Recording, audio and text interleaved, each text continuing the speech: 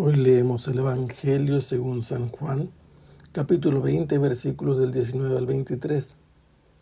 Al anochecer del día de la resurrección, estando cerradas las puertas de la casa donde se hallaban los discípulos, por miedo a los judíos, se presentó Jesús en medio de ellos y les dijo: «La paz esté con ustedes». Dicho esto, les mostró las manos y el costado. Cuando los discípulos vieron al Señor, se llenaron de alegría. De nuevo les dijo Jesús: «La paz esté con ustedes. Como el Padre me ha enviado, así también los envío yo». Después de decir esto, sopló sobre ellos y les dijo: «Reciban el Espíritu Santo. A los que les perdonen los pecados, les quedarán perdonados, y a los que no se los perdonen, les quedarán sin perdonar». Este pasaje del Evangelio según San Juan comienza por darnos unas indicaciones de tipo temporal. Nos habla del anochecer del día en el que Jesús resucitó. Durante la mañana, desde el amanecer, han sucedido cosas interesantes. María Magdalena fue a la tumba, la encontró abierta, supuso que se habían robado el cuerpo del Señor, corrió hasta este lugar donde ahora están los discípulos, les dijo lo que ella pensaba. Simón Pedro y el discípulo amado salieron corriendo con dirección al sepulcro. Encontraron las cosas como había dicho María Magdalena, pero vieron algo como un espectáculo que al discípulo amado se le describe con dos verbos por los efectos que tuvo lo que vio en él. Vio y creyó. Vio las señales de la resurrección de Jesús. Así, con esas noticias se ha transcurrido el día, pero el tener ya una esperanza de la resurrección no garantiza que a los discípulos se les va a acabar el miedo.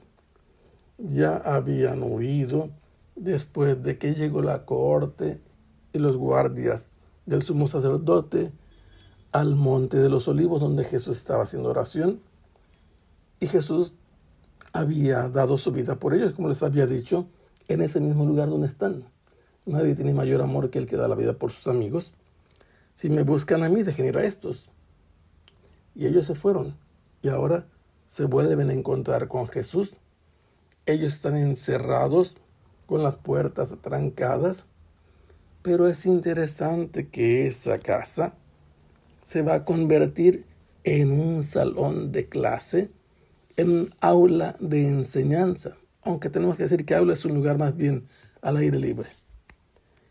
Estaban allí los discípulos y por lo tanto el que va a entrar allí donde están estos dominados por el miedo a los judíos es su maestro. Se presentó Jesús en medio de ellos. La primera enseñanza es que Él les trae la paz. Ellos tienen miedo y al miedo se contrapone la paz. En ese lugar les había dicho: si creen en mí, no pierdan la paz. Si creen en Dios, crean también en mí.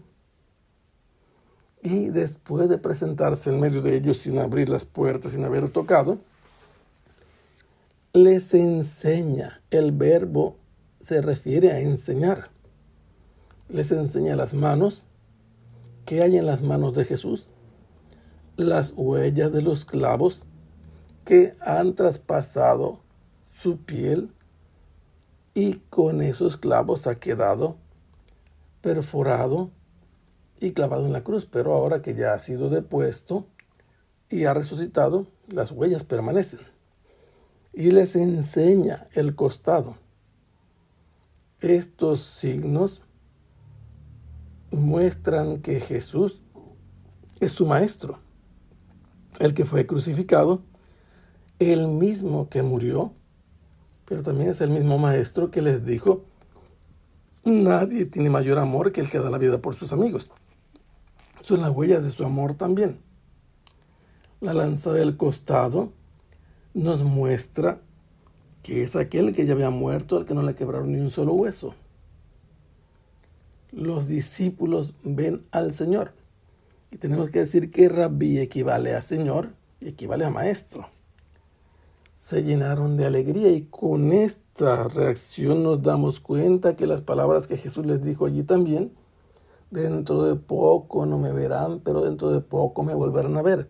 El mundo se alegrará y ustedes se llenarán de tristeza, pero volverán a alegrarse como la mujer que da a luz, porque habrá pasado la angustia. Y aquí está Jesús, lo están viendo y se llenan de alegría.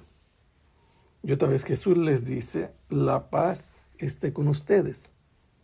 El don del resucitado es la paz. Pero habiéndoles mostrado el costado y habiéndoles ratificado su don de la paz, les dice, como el Padre me ha enviado, así también los envío yo. El Padre envió a Jesús y ese es el fundamento de la misión suya, pero de la misión a la que Él va a asociar a sus discípulos. Cuando vimos por primera vez a Jesús en el escenario del Evangelio, en el río Jordán, Juan, como testigo, dijo, he allí el Cordero de Dios que quita el pecado del mundo. Jesús vino como un cordero que murió en la Pascua, sin que le quebrara ningún hueso, derramando toda su sangre, como el cordero que pertenece a Dios y ha quitado el pecado del mundo. Ahora Jesús los envía también a ellos a quitar el pecado del mundo, los hace partícipes de su misión. El que ya les dijo en la parábola de la vid y los sarmientos que permanecieran unidos a él para dar frutos, ahora sopla sobre ellos, mostrando cuál es la misión que les va a dar y el poder que les capacitará para cumplir con esa misión. Sopló sobre ellos, no les preguntó si querían que soplara, les ordenó reciban el Espíritu Santo. A los que perdonen los pecados les quedarán perdonados.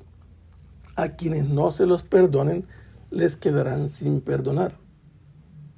Jesús los ha hecho participar de su misión de quitar el pecado del mundo en una manera diferente a la que Él lo hizo. Ellos reciben el don del Espíritu Santo y así van a cumplir la misión de quitar los pecados del mundo. ¿Cómo? Perdonando los pecados. Jesús sabe que estos a los que le está dando el Espíritu Santo lo han abandonado y de ellos uno lo ha negado 3 veces. Al darle la espalda están pecando y la iglesia así define el pecado. Son unos pecadores que el primero que los conoce es Jesús. Más adelante, en el siguiente capítulo, dirá Pedro, Señor, tú lo sabes todo. Él sabía que lo iba a negar y sabía si lo amaba o no lo amaba. Es Jesús que conoce a su iglesia y a esta iglesia que está comenzando con sus 11 discípulos, porque Judas lo ha traicionado y ya no está con ellos, les da el poder de perdonar. Es una decisión divina. Y les da la autoridad con el Espíritu Santo de una manera sorprendente. El único pasaje donde se habla de algo semejante es en el Génesis, cuando Dios creó al hombre de barro y sopló sobre él dándole vida, una existencia perfecta y plena. A los discípulos en este lugar les está dando no solo una enseñanza, una autoridad para, en nombre de Jesús, perdonar los pecados con el poder del Espíritu Santo. Y para ellos poder cumplir con esta misión, ¿cómo van a hacer? ¿Cómo pueden saber a quién van a perdonar y a quién no van a perdonar? Será necesario que escuchen a aquellos que están arrepentidos de sus pecados. Si efectivamente tienen el propósito de convertirse, de enmendarse, les concederán inmediatamente la absolución de sus pecados. Pero si alguien no tiene el propósito de enmienda, entonces no será perdonado. Pero eso no significa que les falta misericordia, que son duros o crueles los apóstoles o los sucesores de los apóstoles o quienes en la iglesia tengan esa misión. Es una llamada de atención, es una invitación a una verdadera conversión para verdaderamente recibir el perdón. En este modo, el sacerdocio y los apóstoles lo ejercieron como si fueran médicos. Lo dijo Jesús, son los enfermos los que necesitan del médico, Quien está en pecado tiene una enfermedad que solo cuando está verdaderamente libre es absuelto. Si tiene el propósito de enmienda, está arrepentido sinceramente, recibe el perdón de los pecados. Que el Señor los bendiga. Hasta pronto. Sea alabado el Santísimo